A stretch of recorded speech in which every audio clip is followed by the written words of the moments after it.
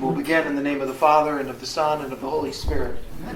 Heavenly Father, we give you thanks as we gather tonight, having celebrated the Stations of the Cross and the Passion and Death, the sacrifice of your Son, having enjoyed the fellowship of this soup and sandwiches.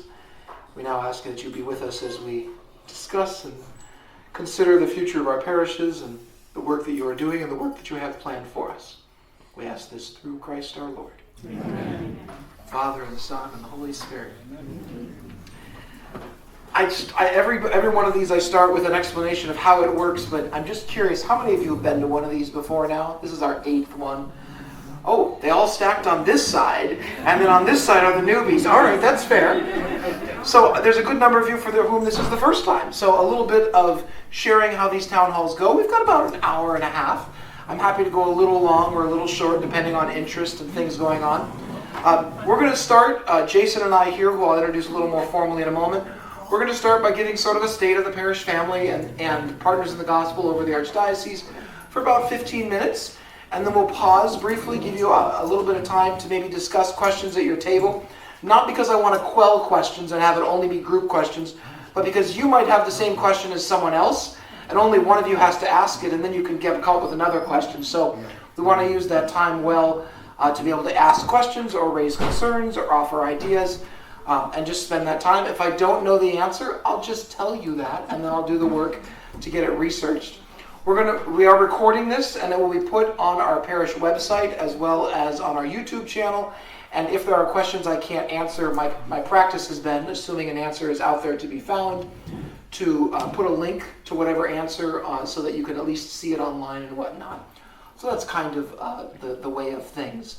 Before I give the parish update, I do want to introduce the man sitting to my left. This is Jason Stolberg. Jason is a parishioner here on the peninsula, not in the Olympic Peninsula, but just a little south of us at Holy Trinity in Bremerton. But perhaps more relevant, especially to our gathering tonight, he is our chancery liaison, which is to say, inasmuch as I am a priest and represent the Archbishop in that way, he represents the staff and the administrative authority, if you will, of the Archbishop and the chancery. And so the way we've kind of come to work this out, which we hadn't the last time we were here, but it's developed a little bit, is that I'll give an update on the parish family, he'll give an update on partners in the gospel as a whole, and you can direct any of your questions to either of us. So if you say, Father Maurer, I want an answer from you, or Jason, I'd like an answer from you, or we feel like we could contribute to an answer, we'll bounce between. So that's sort of the way that will go. Updates on Parish Family 49, our 5 churches from Forks to Port Townsend and everything in between. Perhaps one of the things I want to acknowledge is that recently, I think you know this by now, Father Ed did indeed, if you hadn't heard, he's fine, but he did indeed have a heart attack late in February and recognized the symptoms of that, got himself to the hospital in Forks. Forks said, we can stabilize you, and then we're sending you away to a bigger hospital, and so they did. He ended up going to St. Michael's in Bremerton, where they eventually diagnosed and treated, well, treated is perhaps the wrong word. They inserted some things into his heart called stents. I'm sure many of you know what those are. 4 stents in total. It was indeed touch and go for a little while there. He reported later on that there were some pretty scary moments. But nonetheless, it was successful. He is back home. He's back in ministry. He is very quick to say it's not as fast a recovery as I would like, and he is not happy about that. But I'm sure those of you who have gone through those things know it well, that it always takes more out of you than you realize. But he is doing well. He is in good spirits. He was here. We have our fraternal nights, us priests, every other week of the month, the second and fourth week of the month, get together. We had dinner together last night, and he is doing well and in good spirits and continuing to recover. Thank you very much, by the way, both for your prayers for him, many expressions of support, many messages, and just folks saying, hey, we're praying for him, let him know that we're praying for him. And also your flexibility in the changes that had to happen that weekend. So that weekend we ended up canceling some masses on the far ends and rejiggering the remaining priests. Me and Father Gali and the deacons were pitching in. And then on Ash Wednesday, after Father Ed came back from the hospital, the beginning of that week, I developed a fever and ended up being out of commission through Ash Wednesday. And so our deacons, now we're down 2 priests at that point, and our deacons jumped into the fray and offered almost all of the Ash Wednesday services across the Olympic Peninsula here in Sequim and in Port Angeles. Father Gali was able to do all the ones in Port Townsend, and our deacons even went out to Clallam Bay and to Forks to make sure all of that happened. And I think it's reasonable that at times when these things happen, there might be, at least in our heart of hearts, a bit of, if not disappointment, frustration of like, what's going on, or how are we going to make this work? And I didn't receive any of that. Folks were just very kind and very patient and very flexible.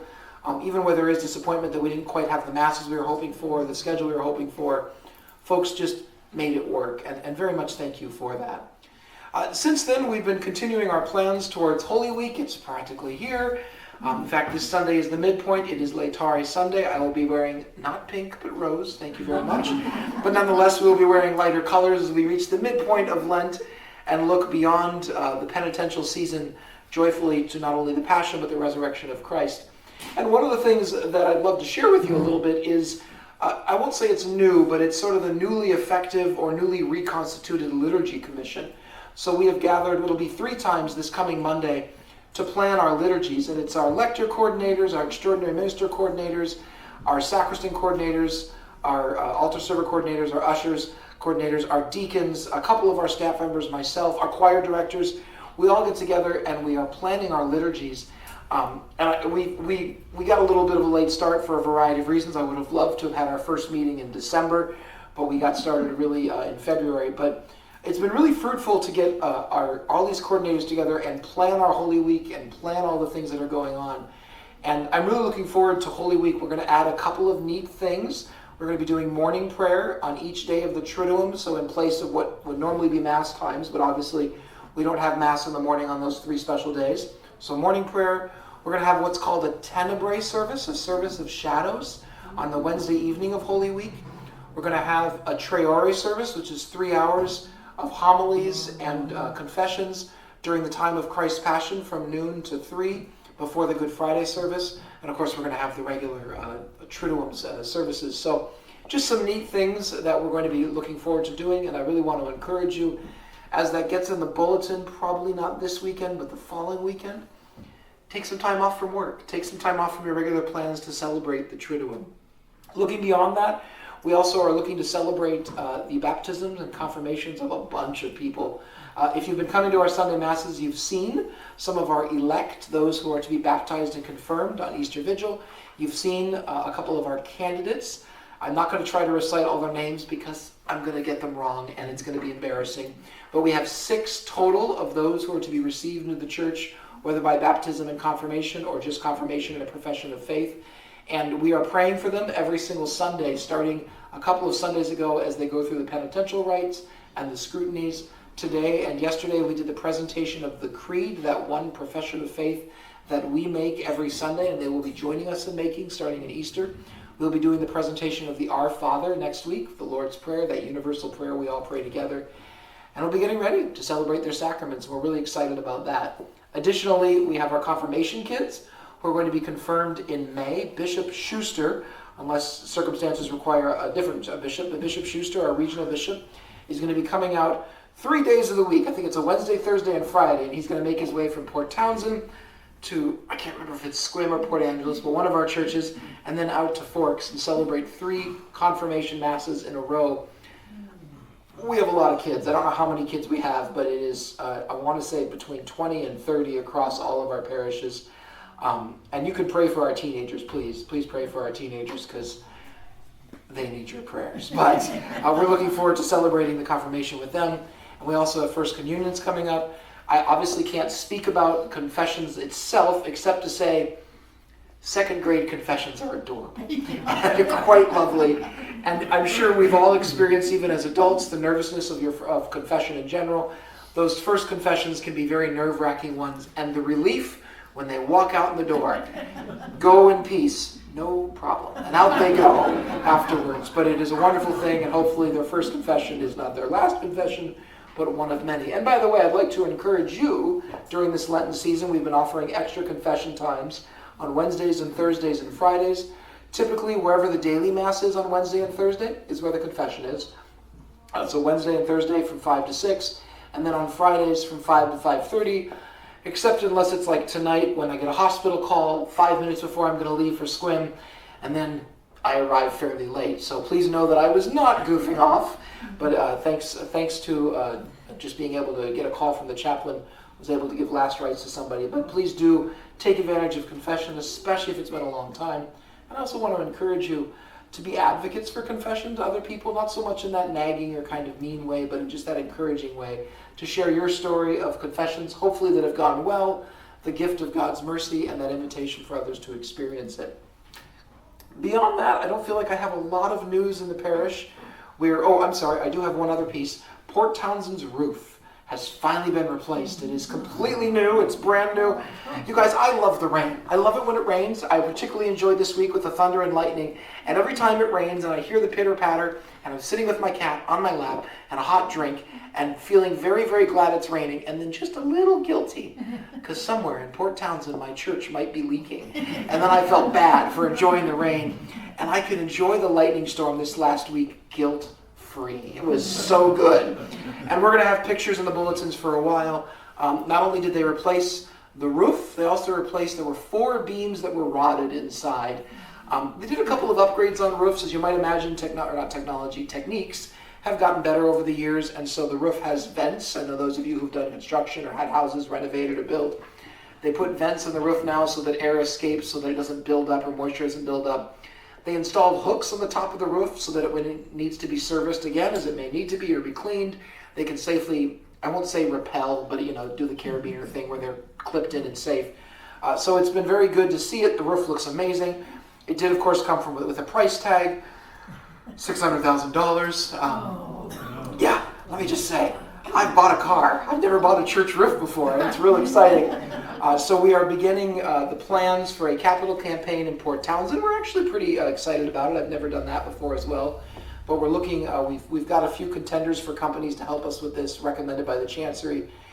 $600,000 is a lot of money, and for any one of us that would be a huge amount, and maybe even overwhelming and discouraging amount. $600,000 for a church, very doable, spread out over several years, spread across many people who can contribute. I'm pretty optimistic about us being able to do it. And I will tell you, just fair notice, I suspect that most of you are not Port Townsend parishioners. We're going to be asking you if you're willing to help, not with a demand, not with an expectation, but to say, hey, if you are willing to support one of our neighbor churches in that work, we would love to have you be part of this as well. And I think this is one of the particularly positive benefits of Partners in the Gospel, that we look beyond the boundaries and the borders and of the walls of our church or the borders of our parish, not in the sense of I have to help them, and not even in the sense of, and I know obligation is a true and good thing of like I ought to help them, but rather I want to help them in some small way, even if it is just symbolic. I can't give a lot, but I can give a little. To be able to go, what can I do to help our neighbors? And to trust, as I think we can, even if it's not in the same way or the same amount, that when the day comes that we need help, that they will do likewise. And so it's good news that the roof has been replaced. I think it's even good news that we have this campaign as an opportunity to take ownership of our parishes where we are members and also perhaps contribute at those parishes we are not. So I think that's all the news worth reporting, at least the news that comes to mind worth reporting. Jason, I want to give it over to you for any news you'd like to share from the diocese. Absolutely. Hello, everyone, and thank you, Father Maurer, for, as always, for allowing me to be here and helping answer questions and things like that from all of you. Also, it was funny when you mentioned the rose-colored vestments. Actually, it was Father Lappe down in Bremerton. He said when he was wearing those vestments, he said, I know sometimes it's hard to take a man seriously when he's dressed as a 5'9" bottle of Pepto-Bismol, but please try to do so. So remember that he's taller than 5'9", but get the gist. So anyway, and thank you all. Also, there's a lot of people here. This is wonderful to see so many people here at the town hall. For the Partners in the Gospel, so a lot of work. It's kind of an exciting time because we're starting to move through the whole, getting to know each other phase a little bit. Kind of who your parish families are. And this parish family is a little bit unique because of the sheer distance. I think from corner to corner, you guys are about 136 miles or something like that. So from Forks to Port Townsend. So getting to know each other is a little bit more difficult for you guys in particular. It's not as hard for Bremerton, for instance, who are 4.5 miles apart. Not real difficult, right, for people to intermingle and go to the different church events and things like that. So we know this is a challenge, particularly unique challenge for you guys. But yes, things are starting to move, which is, like I said, exciting times. So across the different dioceses, different families in the diocese, we're looking at forming parish family advisory councils. So these are your kind of strategic pastoral planning councils for the next few years, next 3 years, as this partner starts going. That'll help the pastors to plan for how these, I was just actually at one yesterday, Father Lappe's first PFAC meeting. He said, now we're going to mash these two parishes together, is how he put it. But for you guys, how you guys are going to come together, and this advisory council is going to play a key role to helping Father Maurer out with the planning, with the execution. They're going to be helping out with a lot of different things like listening sessions and things like that. So this is, it's like I said, an exciting time to see these things start to come together. We're also seeing a little bit of work in different parishes. They're redoing taking the opportunity to redo some of their org charts, because we've had some turnover in different families. I'm not so sure about too much here. I mean, probably not a whole lot, right? So in some other which is good, right? Other places, they've had some people who decided to retire, right? That's, this happens in parishes, but in particular, this is a good time with all the transition. Now's the time to retire. So some places are having to rethink their org chart a little bit sooner than others, and so we see that happening as well. And you might end up hearing that if you have friends or family who go to other parishes where they're like, staff are all getting combined and all this kind of thing. Well, that's because in a lot of those cases it's actually necessary because they've had a lot of turnover. Here, your parish families have worked together already, so probably not a whole lot of issues when it comes to those kind of staff things. But overall, that's really the exciting part, is actually seeing, instead of just talking about things, we're seeing things starting to move now. And so that's when you're going to start hearing a little bit more, like in Northwest Catholic, you'll start hearing about different wins or little events and things of showing how families are starting to come together. So, I'll be asking my father here, hey, anytime you have anything whether there's a combined event to ministry, something, send that my way so we can, try to get you guys into Northwest Catholic as well. So always looking for opportunities to really promote our Olympic and Peninsula families. Say, hey, we're not all just Archdiocese Seattle. It's not just Seattle and Tacoma in that window, right? We're out here too. So we do a lot of good work out here too, and a lot of faithful people. So that's pretty much all I had as far as an update. So back to you. Before we go to questions, it occurs to me I didn't give an update exactly what you mentioned, which is the Parish Family Advisory Council and the Parish Family Leadership Team. The acronyms, by the way, are awful. We'd love to have something different if you come up with a useful, helpful one. So a week ago, we had our deanery meeting here, and the Vicar General, who he's like the voice of the Archbishop. He comes out and he represents the Archbishop. He reminded us pastors that we needed to actually be making progress on this. And I won't say that I've been ignoring it as much as sort of kind of like a kid with his homework, kicking the ball down the road a little bit. And it kicked me into gear. And so last week I reached out to the pastoral council chairs of each of our parishes and said, hey, I need to get on this. I need to actually create this. In my head, I've been calling it the super council, but technically it's not a pastoral council because each of our parishes is a unique, what's called juridical a juridical person. And so the pastoral council has the right and the responsibility of advising the priest for that parish. And we're not going to take that right away, and we're not going to dissolve those councils. But this Parish Family Advisory Council is to have representatives from each of the parishes in order to advise the priest not on any specific parish's unique case, but how do we come together as a parish family, and particularly to address the question that Jason alluded to, which is, who are we? And not just in the sense of okay, we're St. Joseph's, we're Queen of Angels, or St. Mary, Star of the Sea, or St. Andrew, St. Thomas, but what makes our parish particularly unique? What are the charisms and characteristics that we're proud of, that's part of our history, that, to put it in very broad terms, sometimes you get a parish that's very into social justice. They've got a very strong food pantry, or St. Vincent de Paul, or outreach, or they're particularly invested in prison ministry or whatnot. You've got another parish whose charism is youth ministry and young adult outreach, and they're very good at it, and they have that. Often there's a school attached to such parishes. You have another parish that's very liturgically oriented. They've got a lot of devotions. They've got a lot of different practices liturgically and different things going on. Those are broad strokes. Obviously, there can be more nuances or more examples.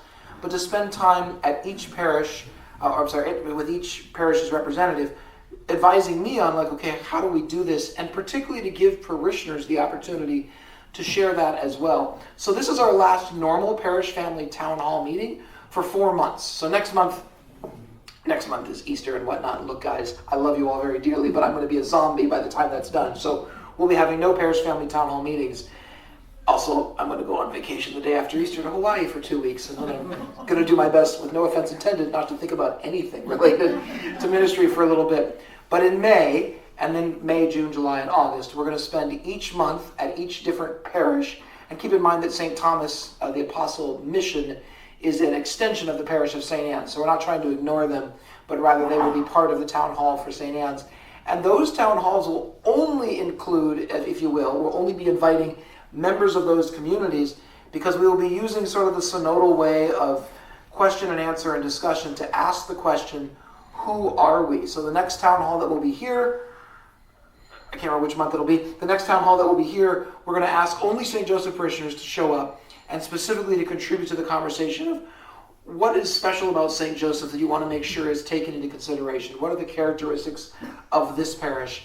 What is it to be a St. Joseph parishioner? Not in opposition, but in distinction to the other parishes, so that we make sure we don't lose those distinct and valuable characteristics. We're going to spend 4 months receiving all of that, putting it all together. The Parish Family Advisory Council is going to help collate that.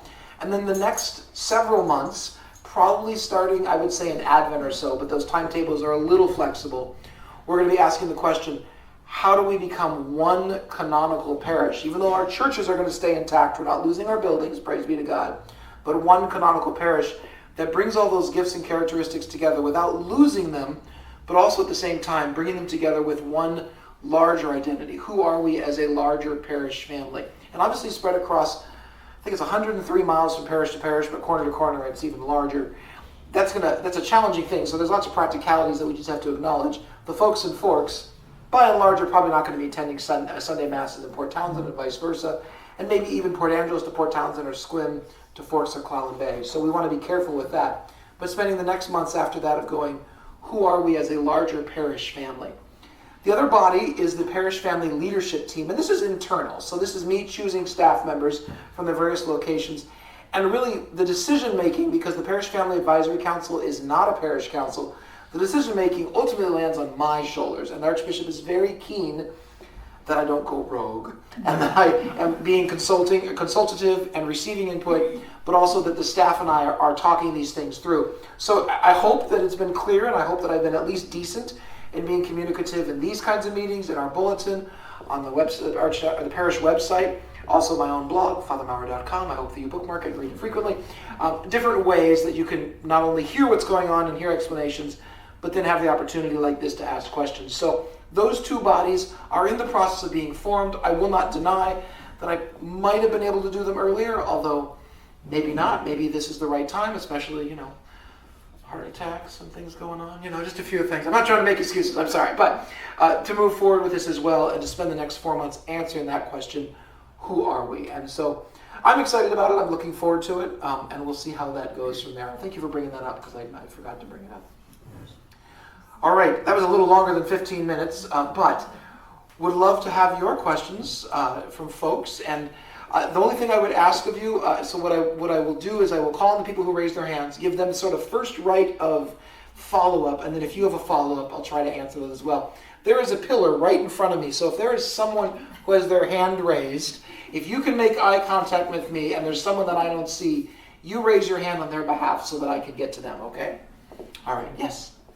I've been trying to address at the front desk of Queen of Angels to have the time that the rosary starts, the time that the Liturgy of Hours starts for all parishes. And it hasn't been in the bulletin at all. No, your request was passed on to the staff, and we talked about it. The decision that we made, is it is so well known, and that people who come to Mass see it, that we decided not to put it into the bulletin because we just don't have enough space to put in all the things that are happening.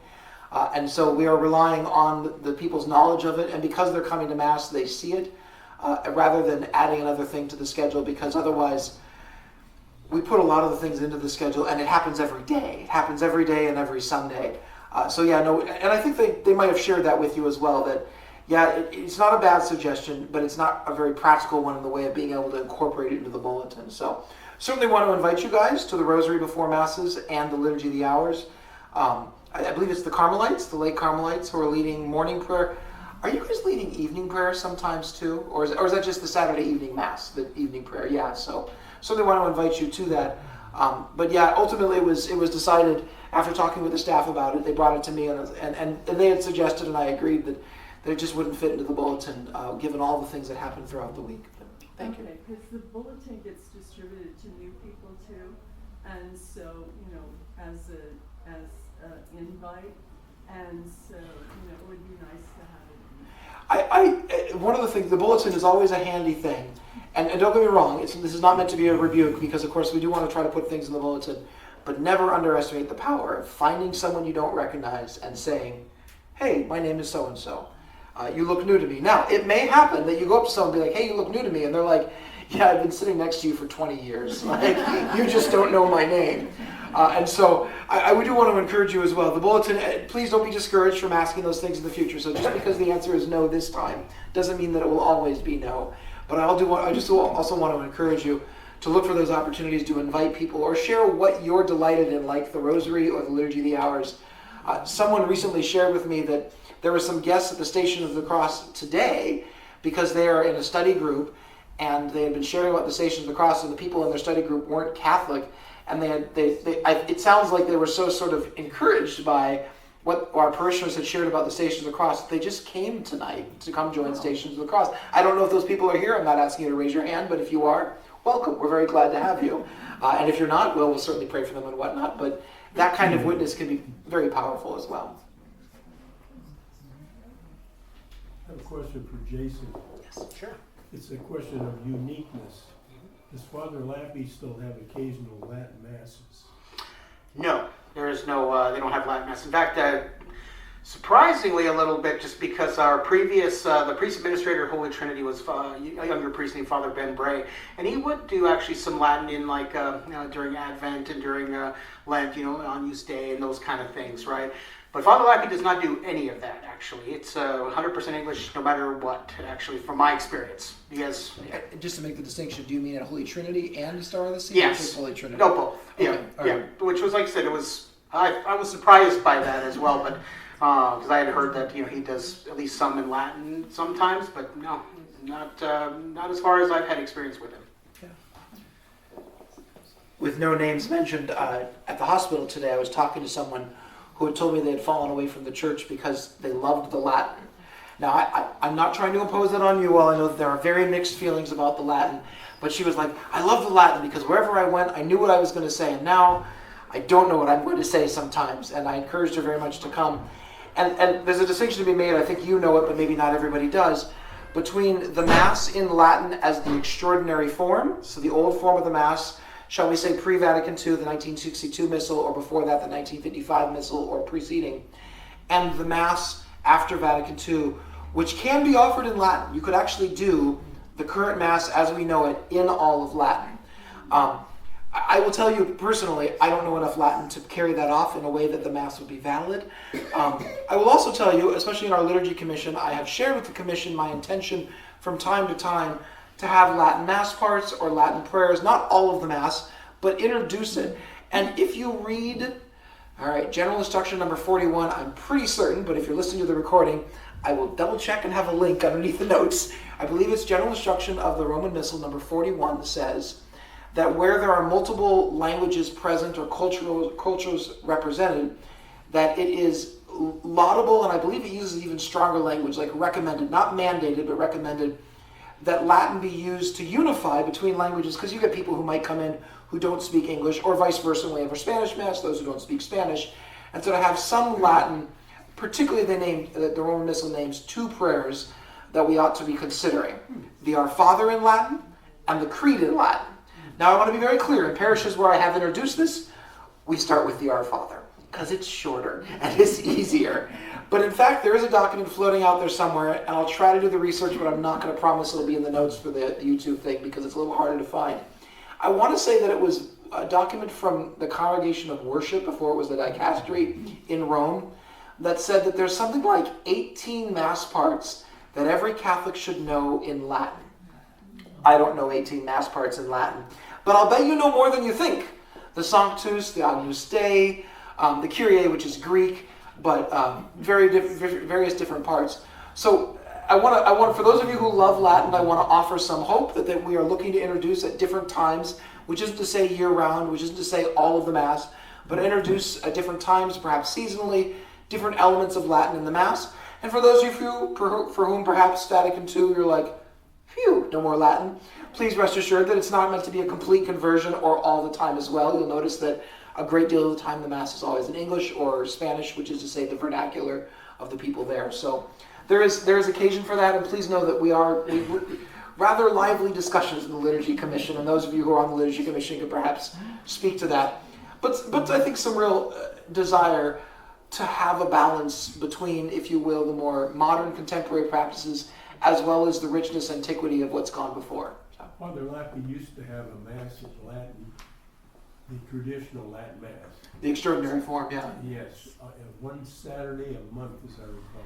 I think perhaps the greatest reason why he doesn't offer that is that the Pope has recently restricted, particularly who may do that, or especially around concerns with regards to competition or even divisions that have sprung up. And I won't say by even the majority, but very often a vocal minority that makes it very difficult to have those two Masses, even in the same parish, much less in the same region, or sorry, vice versa, in the same region, much less the same parish, such to the point that bishops have had a real hard time having that come in union. And so the Pope, in a document called, I suspect you know the name, but others might not, Traditionis Custodes, and the document itself is very brief, but there is an accompanying letter from the Pope to the bishops that I think really reveals the heart of the bishop, or the heart of the Pope, that isn't anti-Latin, it's not anti-extraordinary form, but of real concern that the liturgy itself not become a source of division.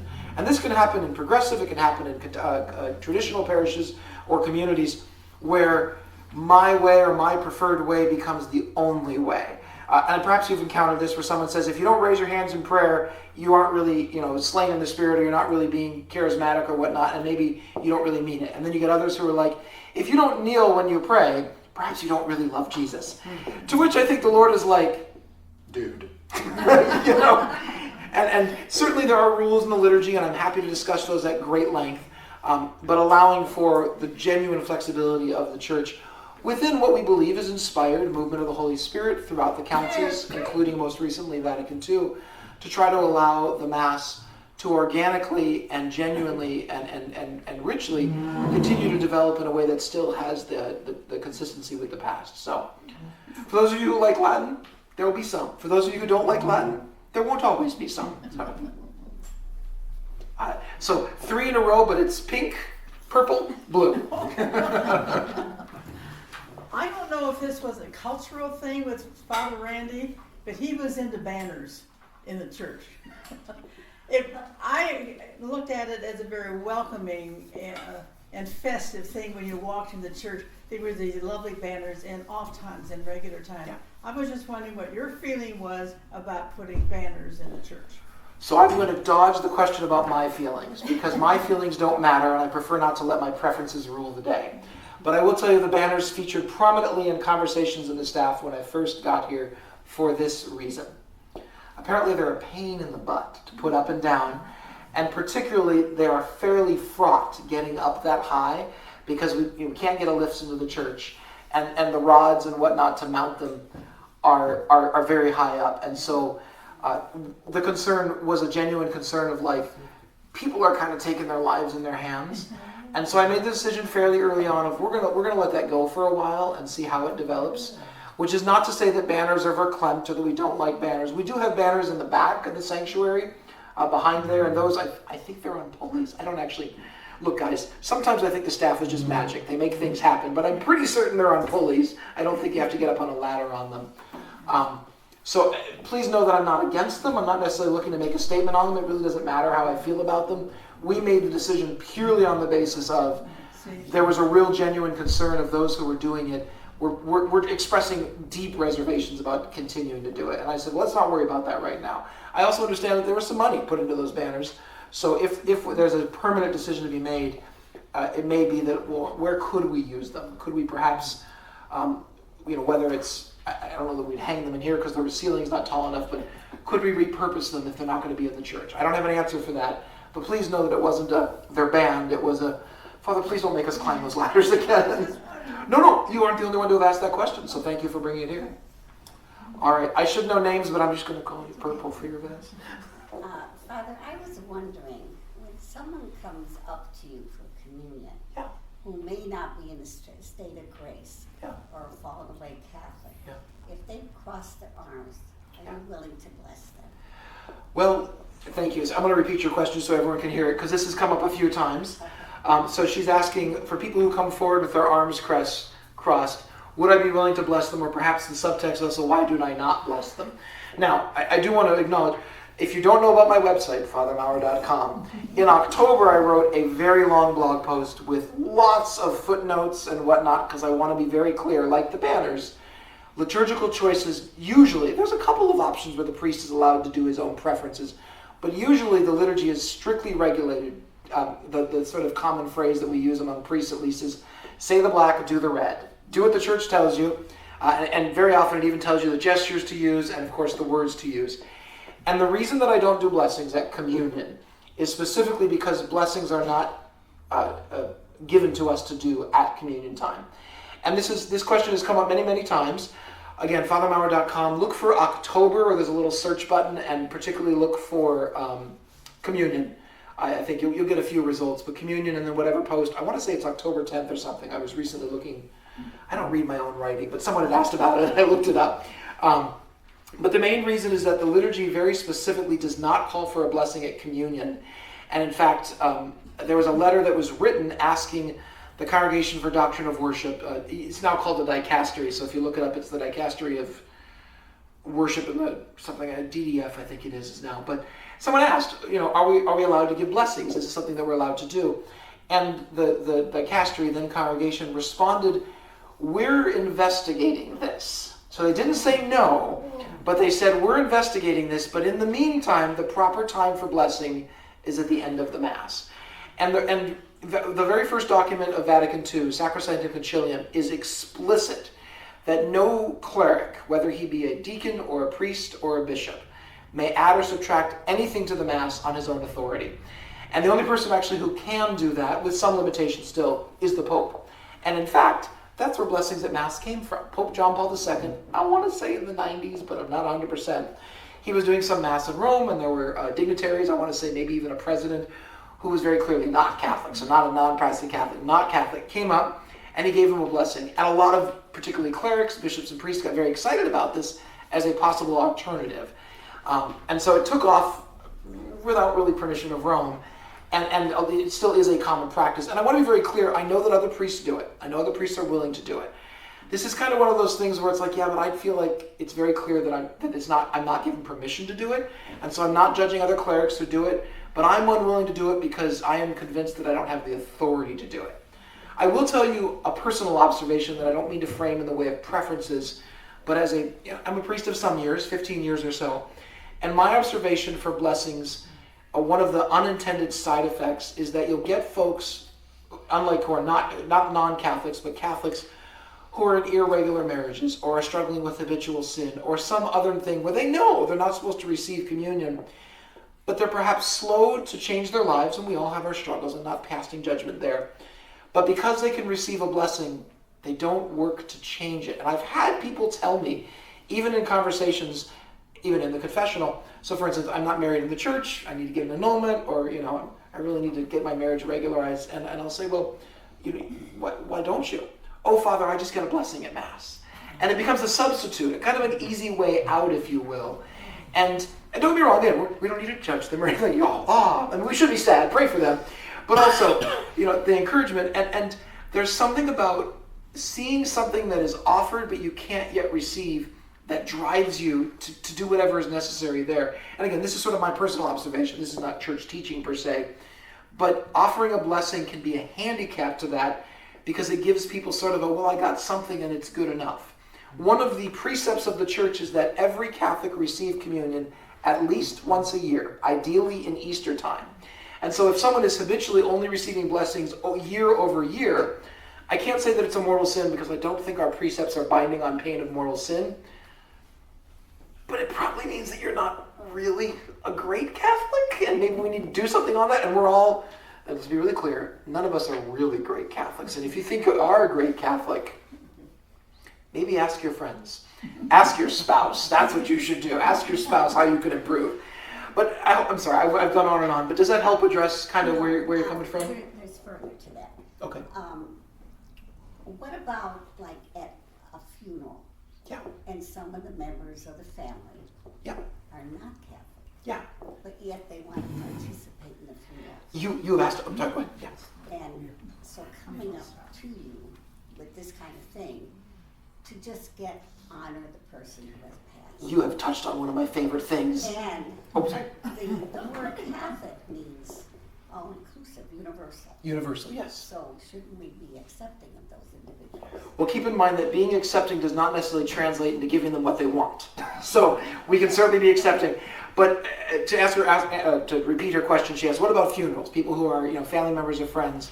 And I should say, by the way, if someone comes up with their arms crossed, it's not like I just be like, get thee back to their seat. I would really like you to pay attention at Mass if you maybe are coming up for communion, you've already received communion, but watch me if you want at communion, and you'll notice sometimes it's children, sometimes it's adults. People do still, it's not like I can forbid you. You're all grown adults.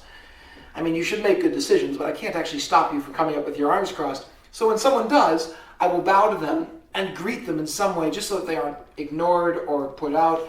And I'll usually say something. I want to avoid the word bless because I don't want to convey to them or have them misunderstand that I'm giving them a blessing. So I'll say something like, may the Lord be with you always. May the Lord be with you. Just so that there's some exchange, some sense of like, hey, I'm seen, I'm participating. But I had a funeral mass at Queen of Angels today. Pray for Edmund, if you would, by the way. Died a bit young, had a rough life. I have a shtick, if you will, and it's somewhat lighthearted, but it is meant to be to the point, where I'll thank people for coming from long distances and after a long time, and also for those who have come even between practices of the faith. And then I offer an explanation that we as Catholics believe that this bread and wine, now consecrated, really and truly is the body and blood of Christ, and so is reserved for those who believe and practice the same faith. If you're not Catholic, we ask that you remain seated, but even among Catholics, there are occasions when we can't receive communion. Maybe I need to go to confession. Maybe I didn't fast the required hour before communion. Maybe I just have judged that I'm not ready to receive communion today. Maybe I'm just really ticked off at my kids and I probably shouldn't go up in that state of anger. And the church has a tradition called spiritual communion, and you are invited to take part in spiritual communion, which has sort of a twofold intention of praying for your own intentions, or if it's a funeral mass, the intention of the mass, and also asking the Lord to prepare you for that time when you might be able to receive communion. And I remind them that they can do it spontaneously, or they can turn, and this is the real number, to page 330 in the breaking bed, that's not right, the breaking bread, and there is a formal traditional prayer of spiritual communion. So I want you to know that my heart is, I think, in line with yours, and ours is in line with the Lord's, of including people and welcoming them, while also acknowledging that communion is for communion, and that communion is a sign of union with each other and with the Lord. And I use this word knowingly, but not judgingly. Replacing communion, replacing Jesus with something that is not Jesus, is technically what we would call idolatry. Now, I want to be very clear. Nobody coming up is like, well, I'm going to go worship a false god or whatnot. But I don't want to replace Jesus with something lesser, even if it is a good lesser, like a blessing. And so to preserve that this is about receiving Jesus in the body and blood of Christ in the Eucharist, while still offering something if they come forward with their arms crossed, but particularly a blessing is a liturgical action that the Church prescribes within the Mass. And so far, the most authoritative thing has been that the blessing is to be at the end of Mass. I don't know if that's an entirely satisfying answer. I see from your expression that maybe it's not entirely. But I want you to know that thought has been given to this. And on that blog post, I really went to great lengths. There are footnotes, guys. I spent some time with, and what I want to emphasize, whether you read it or not, that it's not about Father Mauer's preferences. I really went to lengths to quote the Pope and the Church documents and Vatican II and our own Archbishop, and as well as my own observances, because it's very, very important to me that you know and that you trust that Father Maurer doesn't do things because he likes it or doesn't like it. Father Maurer does it because he's a Roman Catholic priest. There are some options that I have, like wearing that funny little hat, the beretta, which is optional and it's allowed, but not every priest does. But by and large, we do the Mass because the Mass is given to us as the Church gives it. And I'm really trying to be faithful to that while also accommodating the variety of circumstances, because there are. So, thank you for asking the question. You're certainly not alone. In fact, I would dare say that the last 3 or 4 of our town halls, this has come up fairly consistently. So, and I recognize that it is not, there are parishes where they just do the blessings. And I think I do have some opinions about whether or not we should be doing it, obviously. But I have to be very, very careful. Every priest has to make his own mind on how he reads the documents or whatnot, and whether or not he is following what the Church intends. It is not my place, and I don't intend to make it my place to judge what other priests do. But I think reading those documents through, I think there's some real clarity there, and I would encourage you to read those and consider it as well. All right, Nan. Oh, yes, please. One thing I did want to point out too is that actually, Father Maurer is not actually, you're not unusual actually about that. Stance, actually. So, one of the things I do is I'll cross my region, which now extends, I have a parish family in Vancouver. So, anyhow, it goes a long ways. I do attend Sunday Mass, try to attend Sunday Mass at pretty much at least in every family, if not every church in every family that I have, at least once, or twice a year kind of a thing, just to, get to know the community and everything. I also get to know the priests. I get to observe the priests as they give communion and things like that. And like I said, you're not unusual, because while you're specifically tackling the question of blessing, which they might not be getting those same questions, but more often than not, I see they give that same acknowledgement, not a blessing, the Lord be with you, the Lord be with you, that kind of thing. So that's why my observation is actually, I'm like, I don't think you're as unusual in that respect as maybe people think. I think other priests are doing the same thing. It's just that they're not having to tackle necessarily, they're not getting maybe a lot of questions, because they're certainly also not doing town halls. This is unique. This is good. This is, you guys are, I would say this is a blessing that you do this. But, they're not getting those questions, and so, they're just saying, they're just giving the acknowledgement. So just that's all I wanted to add, was that you're not unusual. That may be the first time someone has told me I'm not unusual. Thank you for that. All right, so I've got Nancy, and then I've got the lady in blue, but nobody on this side has raised their hand since, so I just want you to know I'm looking in this direction, not to ignore you, but if you have questions, please do raise your hand. Nancy. Hi, thank you. Several months ago, it might have been years, I came to Mass, and the Gloria and the responsorial hymn was sung in a very joyful manner. Yes. And I felt so uplifted for the whole rest of the day. Yeah. I was just filled with joy.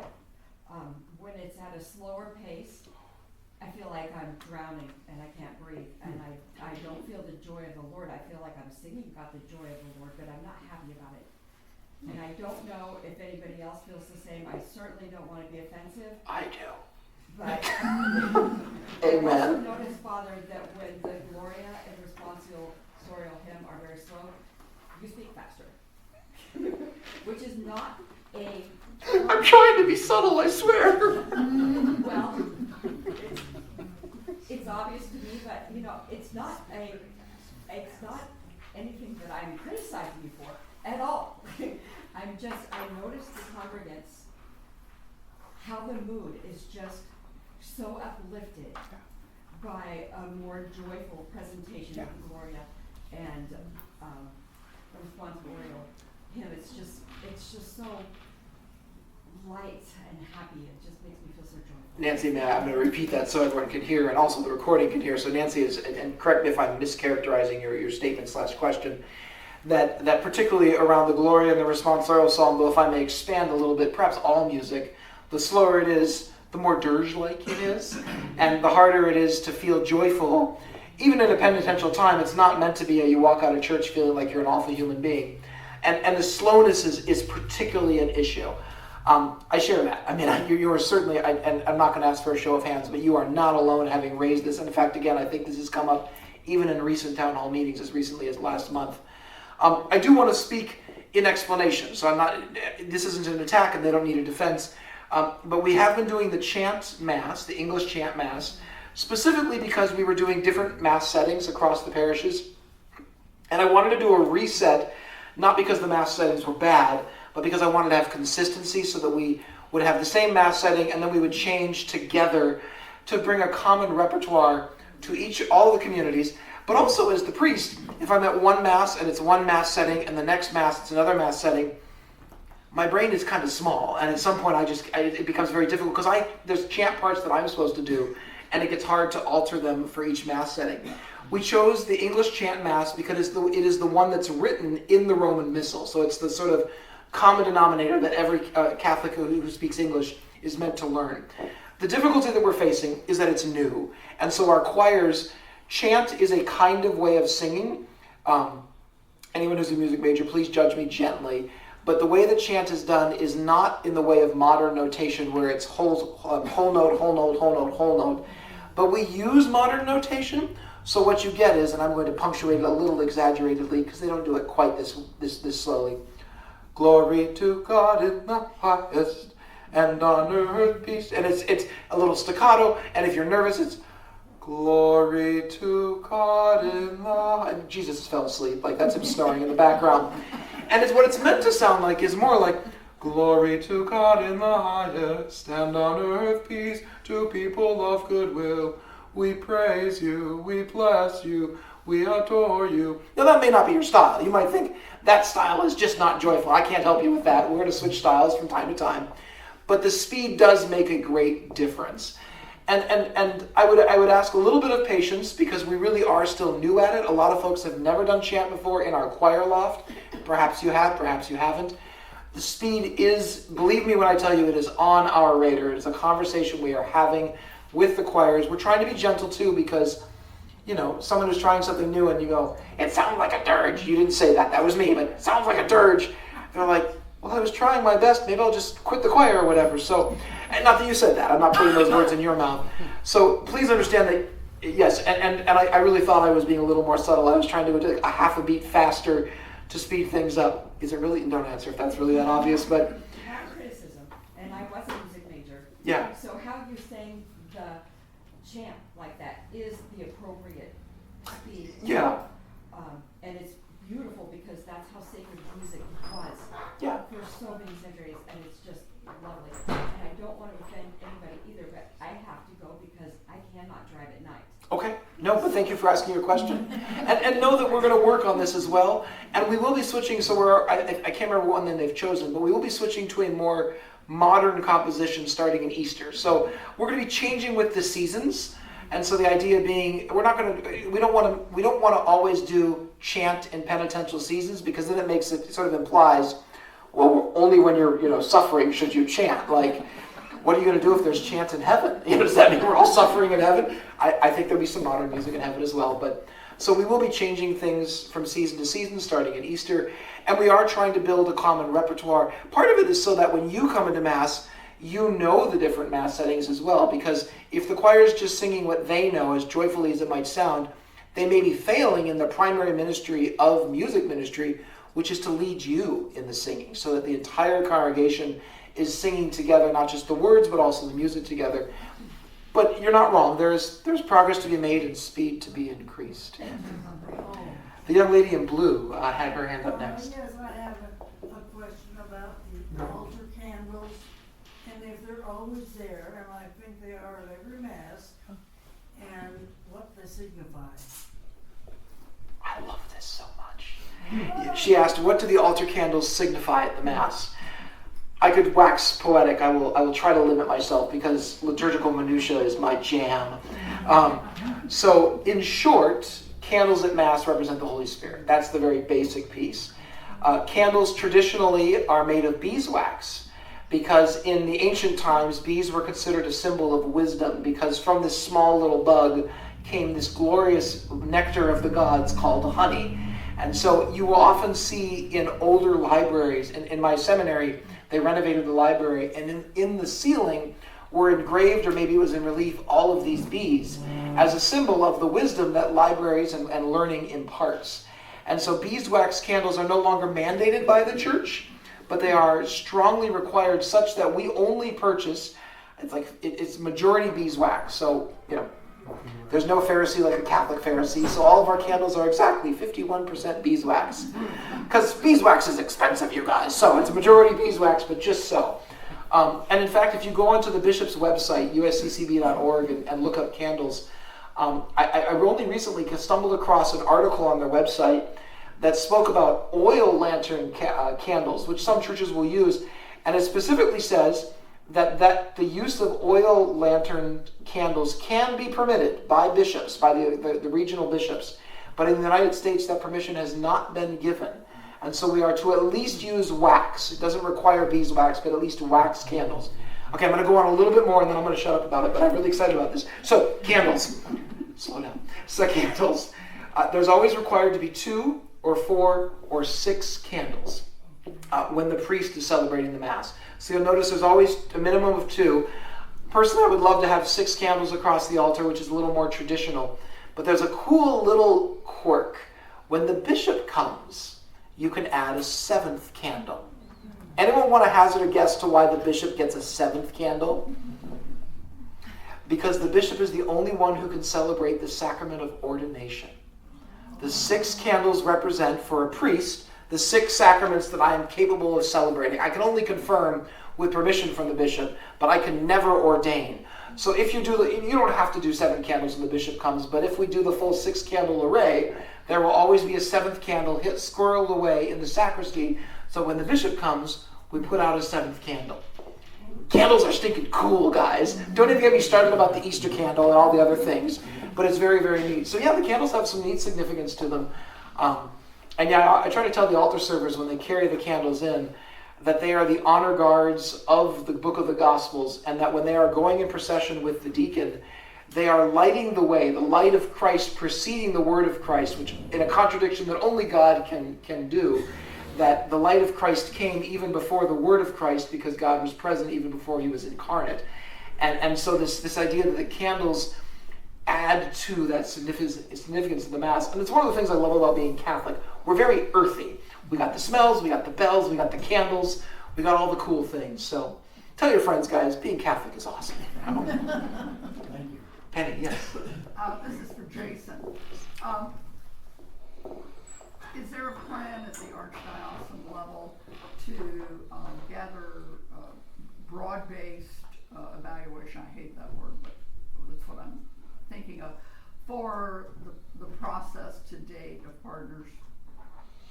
Well, actually, you mean like a roadmap or something like that, or more like a surveying the people and asking for how has the experience been, what would you change, what's gone well, what hasn't gone well, that kind of thing. Just a more broader-based survey. Well, I would say actually yes, in a lot of ways. So, maybe not necessarily in the way that that you might be thinking. However, when the Parish Family Advisory Council and those things are formed and they start following through on the one parish plan, which that is the roadmap, by the way, and that is something that's available for anyone to look at on the Archdiocesan website as well. So they have sample things like that for people to look at, for any parishioner to look at, that's available on in the Partners of the Gospel section of the website.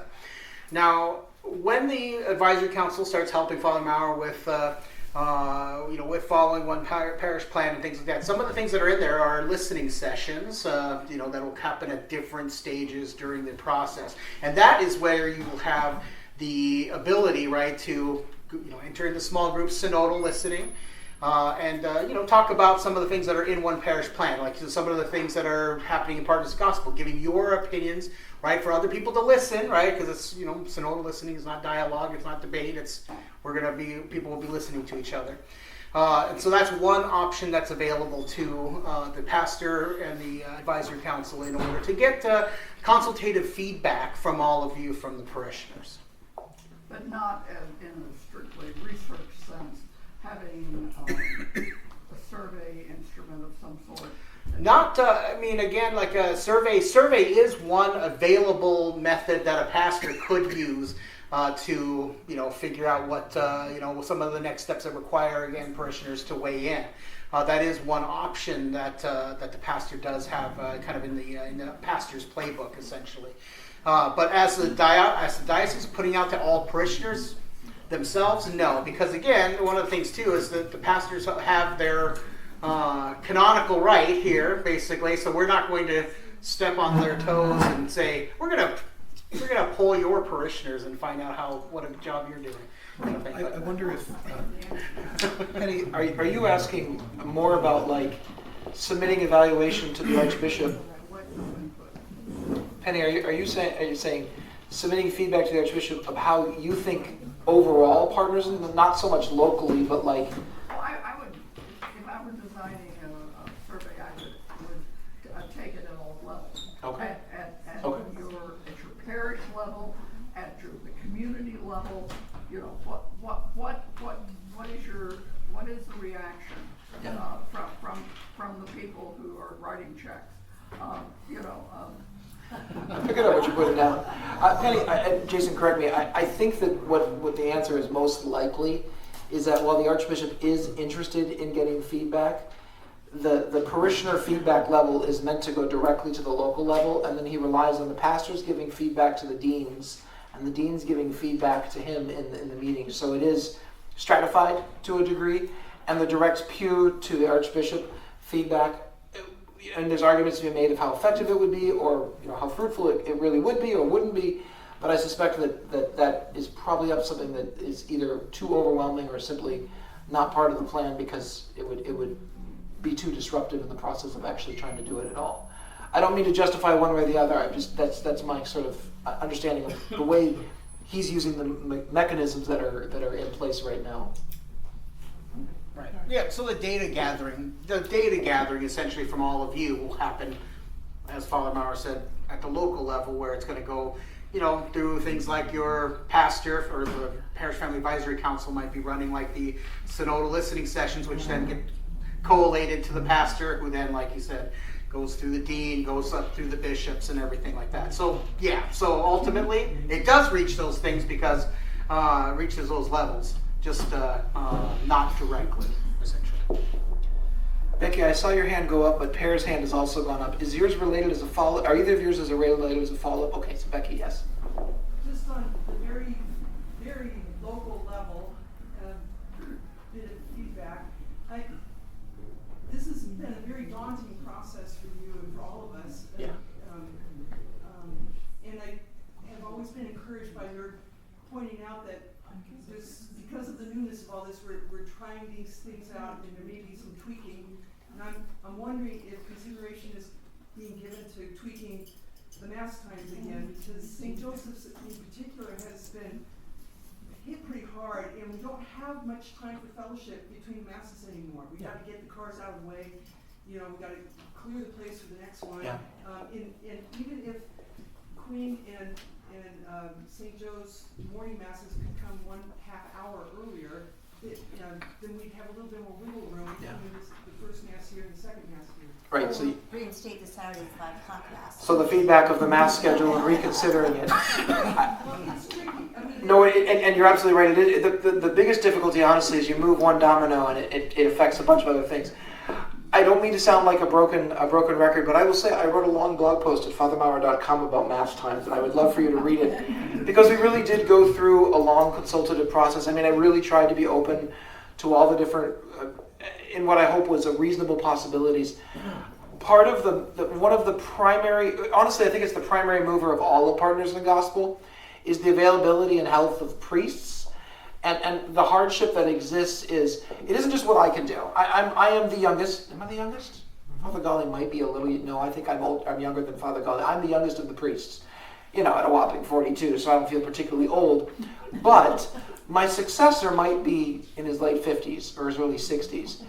And the demands of a 3 Sunday Mass already, and the demands of a 3 Sunday Mass that require me to drive between parishes and also finish by about 2:30. By the time I finished greeting folks after the 1 o'clock Mass, I'm getting in my car at 2:30 or so. And I don't mean to play a violin, like, oh, woe is me, my life is so hard. Guys, I love my life, and I love being your pastor, and I love being priest here. It's an exhausting day. And so one of the things that has been pretty high on the priority list is how do we make this sustainable, Not just for Father Maurer, who has a pretty decent energy level, but the next guy and the guy after that. The other piece is priestly, and this is a weird thread, a weird needle to thread, which is you have to have enough flexibility in the existing schedule so that it can absorb the changes that might come up, and particularly on Saturdays. And your insert, by the way, about the Saturday evening mass is not unnoticed and not unappreciated, because I've been a parishioner and before I was a priest, and the loss of any mass that is your mass or a mass that was useful is a painful one. And I think it's a relatively reasonable conclusion to say St. Joseph has perhaps in the weekend to mass schedule been hit the hardest. I don't want to deny that, and I want to affirm that. One of the suggestions has been offered, why don't you offer 2 vigil masses or whatnot? And I would, and forgive me for repeating myself if you've already read the blog post at fathermaurer.com or come to other town hall meetings, you may have heard this. We are limited, we priests, by canon law, and reasonably so, because we don't want to exhaust our priests doing mass after mass after mass, partially because you repeat a mass enough times, and yes, it may be technically valid, but it isn't very prayerful because you're just saying the words. And so the church puts limits to keep us from being exhausted and to keep our prayers as well founded and reasonably enthusiastic as possible. For any daily mass that is not a Sunday, so Saturdays are not, and it sounds silly to say, but Saturdays are not Sunday, even though the vigil mass fulfills your obligation, it's what's called an anticipatory mass. And so on a Saturday or any other weekday, I'm only allowed to do 2 masses max. So for today I had a funeral, so I did the school mass and the funeral mass. I'm tapped out by canon law. And so if I had 2 scheduled Saturday evening masses, and I know we did for a while, and I know that it wasn't exactly the most popular schedule, depending on which mass you liked, 7 p.m. seems like an exhausting time for the priest, to say nothing of folks. But if I had 2 Saturday vigil masses, now I can never do, there's no flexibility to do a wedding or a quinceañera or go to the ordination mass on Saturday. And those aren't frequent things, but the schedule is so fixed that there's no room for flexibility. And that could be a hard thing, because you could say, well, Father, you could have offered that mass.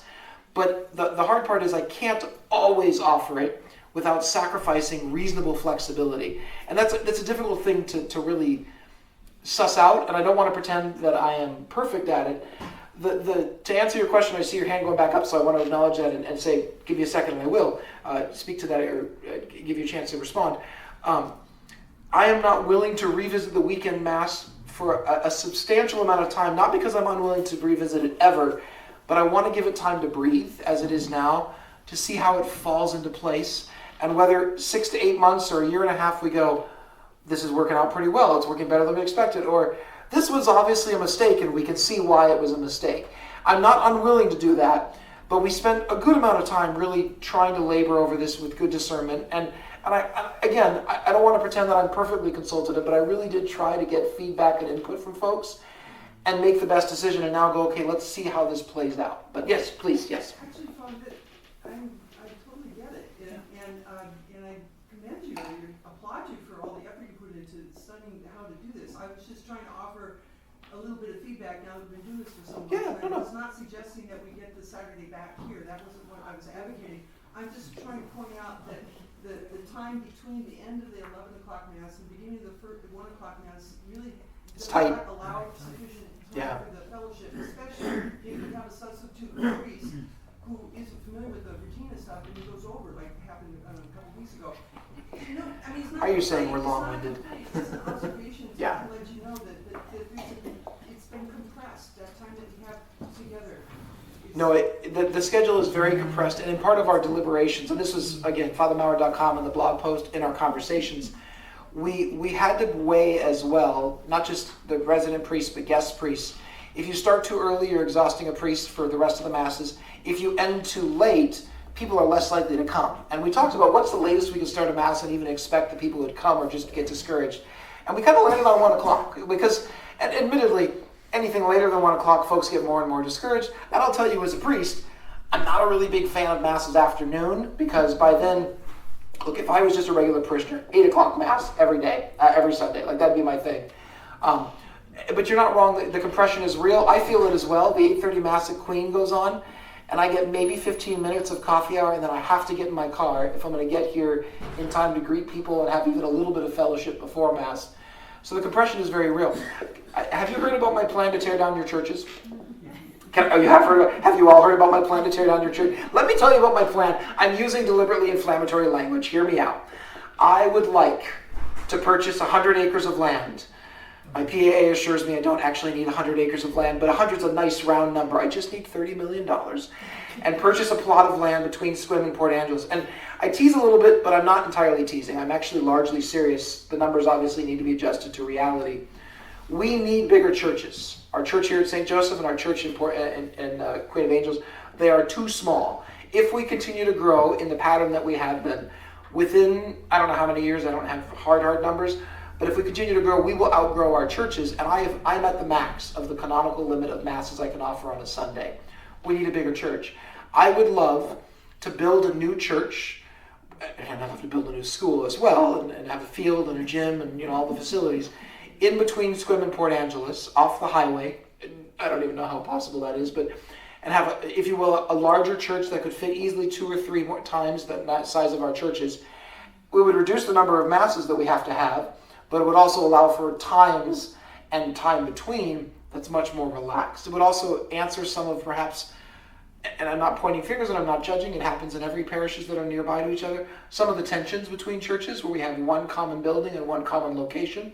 I've seen churches that quite literally use the parts of the church to build a new church. So they put the crucifix from one church, or they put the altar from another church, in side altars and chapels. There are ways to preserve the most beautiful parts of our church in a new church while still also constructing a new edifice, if you will. And that is, I won't deny it, that is my long-term plan. I want to build a larger church. I only need $30 million, 100 acres, and maybe a decade to make that all happen. But I do think that is some form of that, teasing aside about the numbers, some form of that is what we're going to have to look at some point, because we have been trending upward. It has been a positive thing. But in the meantime, that tightness is felt, I think, on all sides. And believe me when I say I agree with you. So yes. Before I get to you, Per had his hand up, and I think he might have had a follow-up The question I have is one that's most often asked of me. Is it related to this one, or because I don't want to switch subjects? This is a new question. Okay, so let me see if there's any more follow-ups, just to bring that. Did you have a follow-up in the corner in the blue jacket? Me? Was your question related to this Well, I was one? going like this. I hope it's a long-term plan, because I love being able to walk to church. I don't want to have to get in the car on an icy Sunday and try to get to the swim. There is a section of discussion in one parish plan for exactly your long-term plan. So you're hoping that I don't build a church until you don't have to drive. Have you thought about finding a chauffeur? Are there any grandsons in your family that you can guilt into bringing you to church? But I say that teasingly, but actually, we had to face that reality in Port Townsend when we canceled their Vigil Mass initially with all the different planning and replanning. And it was one of the things that we actually did out there. Nobody took us up on it, but we actually found a core of volunteers to be drivers for folks who could not drive. And again, much like that personal invitation about things that are happening at the parish or the Station at the Cross or whatnot, one of the things that, and again, I don't mean to be like, it's your problem, figure it out. That's not my attitude whatsoever. But one of the things that we can also go, maybe driving at night is hard, or driving on ice is hard, or I'm far distance away. How can we make our needs known to the larger community? And for those of us who are able to drive or do have that flexibility, how can we help each other out as well? So I don't mean to dismiss your concern, but also, I think as we continue forward, whatever that plan unfolds, that we go, okay, how can we help each other in those areas that are really difficulties? Because we do have folks who can't drive at certain times, or the new mass times don't work, or whatever it might be. Jason, you started to say something. I would say there's a section in one parish plan actually for discussions like your long-term plan. So it's in there. I'm normal and my plan is good. You heard it here, folks. Right. I would like to say one other thing. It's old news, but it's current news. I would like to pass on my appreciation to those who made decisions. When we were talking about the new parish families and all that, there was speculation that we were going to be down to 2 priests, and that caused at least me quite a bit of stress. So not me alone. So I really appreciate that. I can pass on the appreciation that we do have 3 priests who probably are still stretched thin and overworked, but it would not have worked at all, I think, for 2. And second part of that is appreciation for the backup priests that we get from the diocese, greatly appreciated, that they can fill in. Also, we get, don't take this the wrong way, but we get different perspectives and different homilies that kind of spice it up or whatever. I don't know exactly how No, and I would echo, I mean, I'm going to repeat for those who couldn't hear, and correct me if I rephrase it inappropriately or inaccurately, you were saying you're grateful that we've stayed with 3 priests, that going down to 2 priests was an anxious possibility and induced a lot of worry. Certainly I want to affirm that as well, that it's good to have these substitute priests who are coming in, and that we really appreciate the different perspectives that they offer. I forget what your middle point was, I'm sorry. You just said it 30 seconds ago, but yes. And I would say too, it has been so much so that I get teased by the priests at the deanery meetings. We've had several, deaneries by the way are the regions of the diocese. So if the diocese is a region within the country, a deanery is a region within the diocese. We are the Olympic deanery, which extends down to like Gig Harbor all the way up here.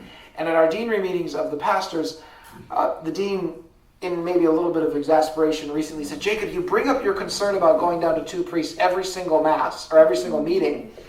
We support you having 3 priests. And I won't tell you who told me, but I got some pretty high-level assurances that they believe that this is genuinely necessary, both the 3 priests and maintaining stability in a good, healthy, I won't say forever term, of course, because there's always going to be changeover at some point. But they are very supportive. And I won't deny, when Father had his heart attack, for instance, first of all, he's a friend of mine, and we went to seminary together, so I spent some emotional time in front of the Blessed Sacrament on his behalf. And then after he got a little better, and it still wasn't clear what his future was going to look like, I thought, if he leaves, will I have a new priest that takes his place, or will they just go,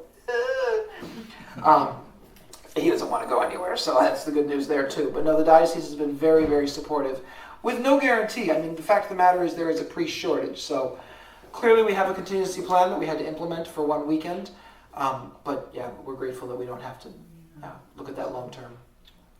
I was going to say, just a quick addition to that too is that this came up actually in a different parish family a couple of weeks ago. It was a discussion actually from one of your priestly brethren who was very concerned, but the Archbishop is very much encouraging, strongly encouraging that the priests only do 3 masses per Sunday. So that includes the Saturday vigil. So Saturday and Sunday, 3 per priest per weekend.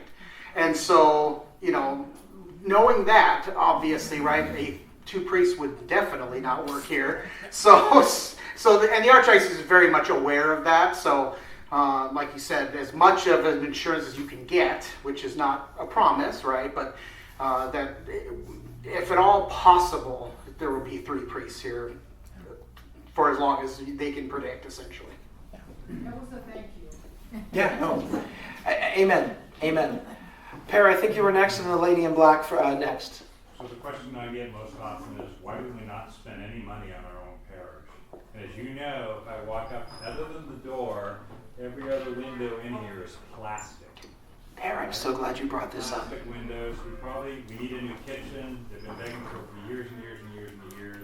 We need a new sanctuary, probably to be updated. We need a new To bathroom. make it more beautiful. Yeah. So where are we at? John told me to tell you, and I forgot. This is on me. John said, Father Maurer, make sure you mention that the kitchen project is just about to launch. Hesitate to call it a renovation because that feels like over-promising, but he's been working with the ladies of the kitchen, a guild? The Women of St. John. Look, John takes care of it, and I go, great. But he's been working with them recently about different avenues to go, and I don't want to give you a hard timetable except to say we're looking at weeks. He is particularly interested as well in adding a bathroom to the backside, blowing out part of the wall and putting in a bathroom there.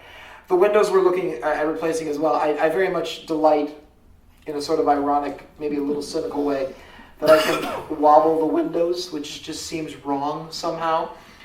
So we're looking at that as well. So I don't know about a sanctuary renovation. I'll admit to you that isn't something that's come onto my radar in recent time.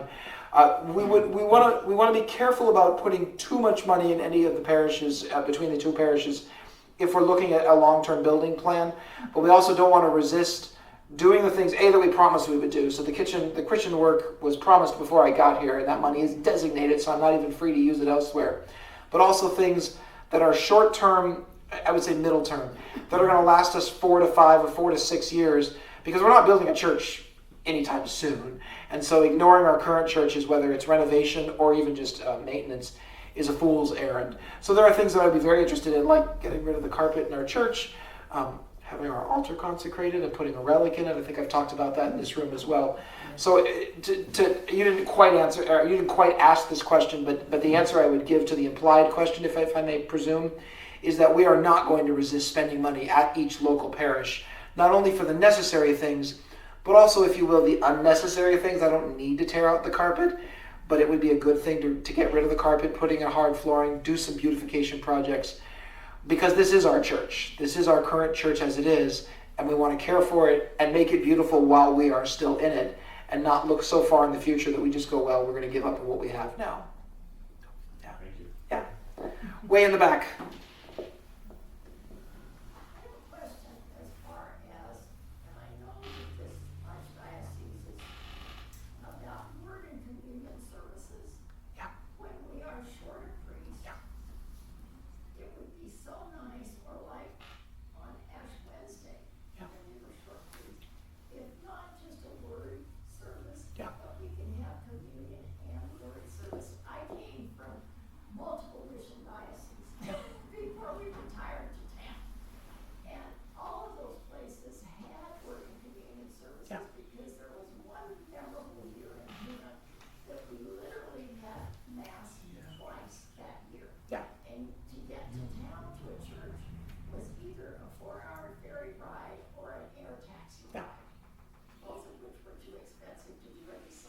So I'm going to, just for those who maybe didn't hear, you're asking about, the technical term is the celebration of communion outside of Mass, or Sunday celebrations outside of Mass. In fact, I was just reading the minutes from the most recent Presbyteral Council, which is the Archbishop's, if you will, pastoral council of priests in the Archdiocese. These celebrations are restricted to pure necessity, and that is for a purpose, which is to say, communion by itself is not the purpose of liturgical gatherings. The sacrifice of the Mass is the purpose. The offering of Christ's sacrifice on the cross, and then our participation in that sacrifice by receiving communion.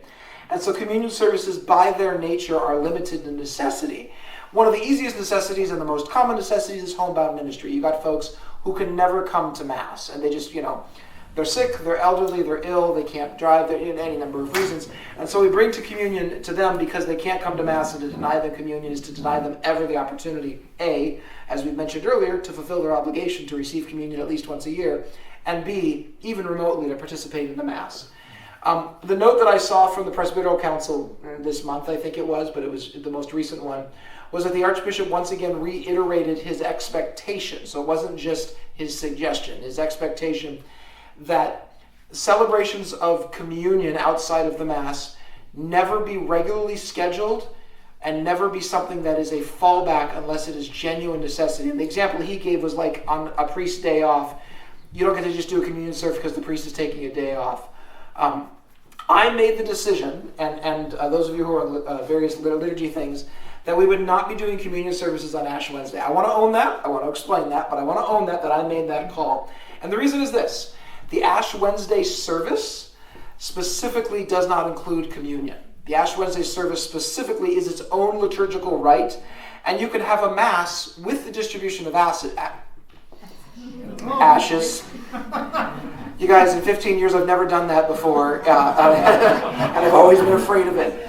The distribution of ashes can be done within the Mass, but when there's no Mass, the distribution of ashes excludes the distribution of communion. And it was a debate. We were going back and forth with emails and phone calls. There were people who were very worried that we were somehow excluding the homebound. But the liturgy itself that is given to us by the Church when it's not done in the Mass is specifically about the ashes. So the service is really about the ashes. So I know that wasn't your overall point. You were using that as an example. But I want to own that might be a change from previous practice or other parishes. But I was actually cued to this by a brother priest because I thought that you could do communion services outside of Mass for Ash Wednesday. And he's like, Jacob, you need to read the ritual book, which is normally something I get excited about, and specifically Ash Wednesday excludes that. But in general, a word in communion, which is sort of a shorthand, right, for communion outside of Mass, is meant to be out of genuine necessity. And you've named a couple of genuine necessities when the priest is only in town like every couple months, or when people are traveling hours and hours. I think one of the things for us here in the United States, and I'm not pointing this at you, I mean, it's in response to your observation and your question, but I think one of the things in general as Americans is that the necessity that the church imagines is more global. So think of places like in Africa where the priest comes every couple of months and celebrates, 100 weddings and 1,000 confessions and, 100 baptisms or whatnot. These exceptional circumstances, they might be exceptional to us because we're so used to having so many priests and so many sacraments available to us. And I don't mean to minimize the sacrifice that it is to not have Mass every day. I don't mean to minimize the sacrifice it is to not have confessions at the regular time at my parish or whatever it might be. I am certainly in a privileged position as a priest. I never have to go a day without Mass because I can celebrate the Mass wherever I'm at. But if you're a daily Mass goer and you're in the central region between Sequim and Port Angeles, you have to drive 30 minutes one way to get to Mass every single day if you want to go every day. Now, we are blessed in this particular region of having daily Mass every single day. That is not the case in Forks, for instance, or Clallam Bay. I think Port Townsend has a daily Mass. No, they don't have a daily Mass every day. So our region between Port Angeles and Sequim is the only one where you could drive and 30 minutes or less, but still 30 minutes, and have Mass every day. But that's still 30 minutes more than you had to drive than perhaps in the past. So it can be a difficulty, just a moment, and whatnot. So, yes, you got to follow.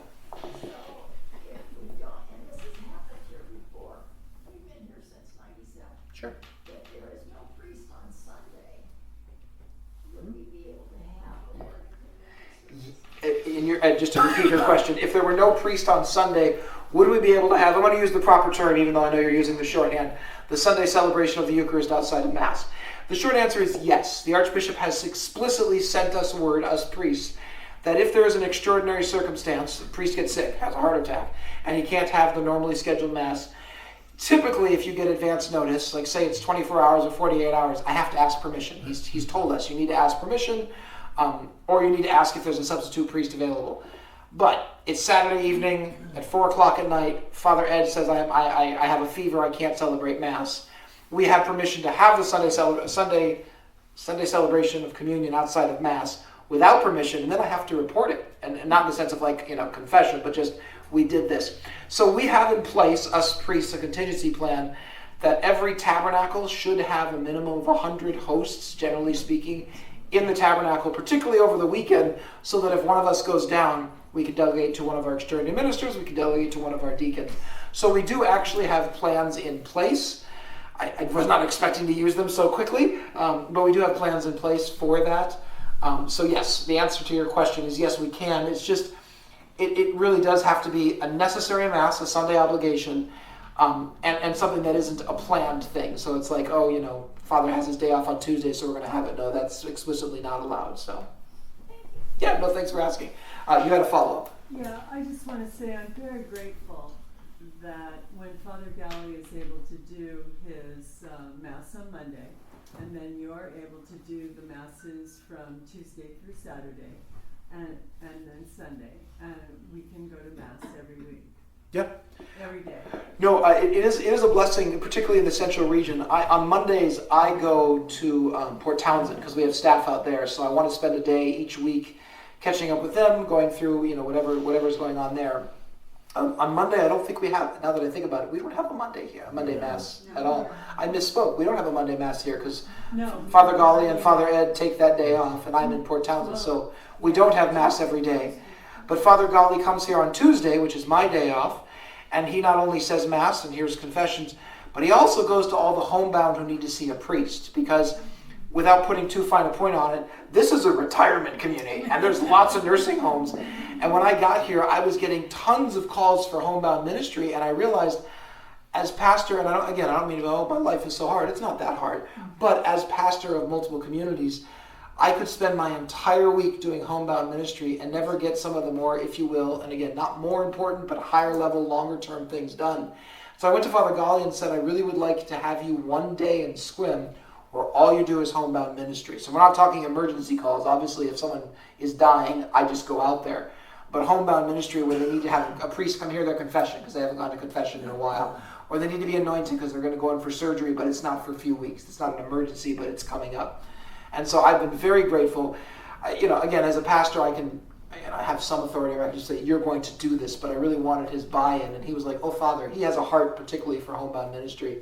But it's because of that cooperation that we were able to offer. It's not every day, and I'm sorry for misspeaking, Tuesday through Saturday, daily masses. And again, we are kind of in a luxury position in the United States because so many places around the world, whether it be through violence in the way of civil war, unrest, or just a shortage of vocations, they don't have a priest who's even in residence in the sense of within hours. They see them on a much less regular basis. So it could be a gift. But when you're going to Port Townsend, we can go to Mass every day. Yes, you can drive to Port Townsend. Not everybody can, and I recognize that. I'm thinking particularly keep in mind that I've divided our family into regions. So, I recognize that not everybody from Sequim goes to Port Angeles or Port Angeles to Sequim, but 30 minutes between parishes seems largely reasonable, for most folks. I also know that from Port Angeles to I know it very well, from Port Angeles to Port Townsend is 1 hour and 6 minutes. Ask me how I know. If you're going the speed limit. If you're not going the speed limit, confessions are on Saturday from 3 to 4:30 at Queen of Angels. The drives can be difficult, so you're right that yes, between the regions it's possible to go to Mass every day, but that can be a hardship, and I definitely appreciate that. Yes? Non-religious item for you. A non-religious item for me. As you pointed out, the parishes have changed quite a bit over the past few years. Yeah. Have you considered that maybe it's time for a new directory? You haven't had one in about 6 years or so. You are well, first of all, I think you are seeding a campaign among my staff.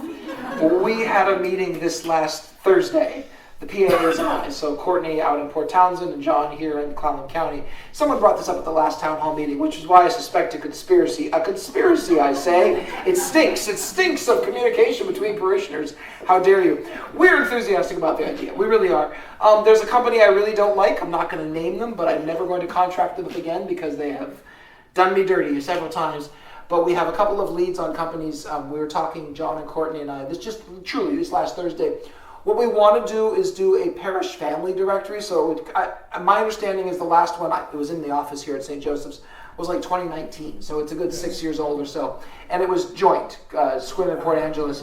We'd like to do something broader than that, which would just mean a little more coordination. And we're very excited to do it. We will need volunteers. That really is what it boils down to, is we need people to help us coordinate, communicate, and frankly, a little bit of digital work on a computer, mostly moving photos around and making sure names are spelled right and whatnot. I am 100% supportive of that. We think it's a great idea. I think it's a great idea. I love directories. We really want to do it. When will it happen? Because I suspect that's the next question on some people's hearts. Not right away. I would say this much. First of all, if you don't know who your parish council, pastoral council members are, please bring these kinds of things to them because they're the ones that ultimately I'm going to rely on having names of volunteers. So if you come to me and say, I'm willing to volunteer, I'm going to say, super, call the office, talk to your pastoral council member because I'm not going to remember that you volunteered and I'm certainly not going to remember enough to know your name, find you in our online directory, call you and coordinate. I apologize, but I don't have time to do that. But if you're interested in volunteering for that, I am very interested in having you I don't mean to put this on you. I know you don't. Yeah, but you're still standing up and everyone's looking at you. Like, oh, yeah, that guy's going to run the parish. Ladies and gentlemen, our new photo directory. No. But the short answer, made very long, sorry about that, is I'm very supportive of it. Our PAs are very supportive of it. I suspect that we would most likely have success doing it. It's too late to do it this summer, and summertime is often a great time to do it, or right in the fall. And so if we were to start planning for it over the summertime, we might be able to pull it off in the fall and folks are coming back from vacation, or we could start seeding the organization and do it that time next year. So please don't lose the dream. I think it's a very good idea, and I'm very supportive of it. Again, I have a certain company that we're not going to use, but other than that, I love it. I like parish directories. They're really cool, and I want to do it. Can I ask you one more short question? You're still standing up, so I guess you can. Safety question. A safety question. Has there been any consideration about doing something with our crosswalk out here? So you can actually see the lights? Boy. They have them over by the school. Oh, boy, they have them over by the little tourist section over there, too. Is there anything that going to be done about the lights? We have, and this precedes me, as you well know, we have pestered the city about getting proper lights that aren't those silly little tiny LEDs. And I'll tell you, I mean, driving to Burger King when I was eating Burger King before my doctor said I had to stop. Driving from here to Burger King, across that little sort of touristy section of little boutique shops, they have nice, bright, big lights.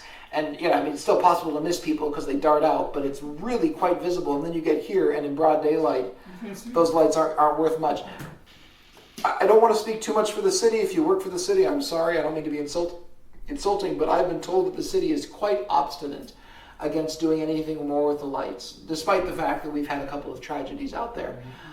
The best that I can offer is, if you know anybody, and please don't be rude. Please don't. We are Christians and we are called to charity, even when we're frustrated or feel like we've been slighted or whatever it may be.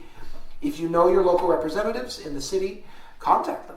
And give them some solutions. I mean, we'd like a specific kind of light. I'm not promising anything, but I will say this much. I am interested in getting skin in the game. If it's a matter of cost, tell us how much it costs, and maybe we can buy into it or fundraise for it. I have to imagine we're talking thousands of dollars. I hope we're not talking tens of thousands of dollars. If it's hundreds of thousands of dollars, someone is cheating us in the city. But if it were thousands of dollars, or even a couple $10,000, so $10,000 to $20,000, it might be worth it, in all honesty. Or maybe we go to the city and say, we'll buy in half of it if you'll buy in the other half, because honestly, this is part of your responsibility and civic duty as a government. But my first answer is yes, we've given lots of conversation to it, and the city is not interested in doing more than they have. But boy, if we could get the ear of somebody on the council, I apologize, I don't know much about the structure here in Sequim. I would encourage you to politely, respectfully, effectively. The last thing we want to do is tell the city government that we're a bunch of jerks. So that's not the goal there. So. I'll say if you pay half into it, then you should call it the Father Maurer crosswalk. No, we're not calling it that. Folks, okay, yes, we're coming up on time. I know, just real quick, so since there's a lot of new people in the parish, and we don't know who our parish council is, maybe you could put their pictures in the bulletin some week? No, you're absolutely right. We need to get them in the bulletin with pictures, getting pastoral council. Yeah, well, I will point out, let's see, Per is in the back. Per is our pastoral council chair. Is there anybody else in the pastoral council that I'm... Oh, there's Mike. Mike sneaking out of the room, literally walking away. Yeah. All right. Well, thank you guys very much. I'm happy to stick around for a little bit to answer questions informally. Let's pray before we go. In the name of the Father, and of the Son, and of the Holy Spirit. Heavenly Father, we give you thanks, especially as we approach the midpoint of Lent, Laetare Sunday, for this time you've granted us to be together, to fellowship and fraternity, in seeking and finding answers and truth. Bless us as we part this evening, that we may continue to grow as a parish here at St. Joseph and as a parish family across the Olympic Peninsula. We ask this through Christ our Lord. Amen. In the name of the Father, and of the Son, and of the Holy Spirit. Thank you all very, very much. Have a wonderful evening.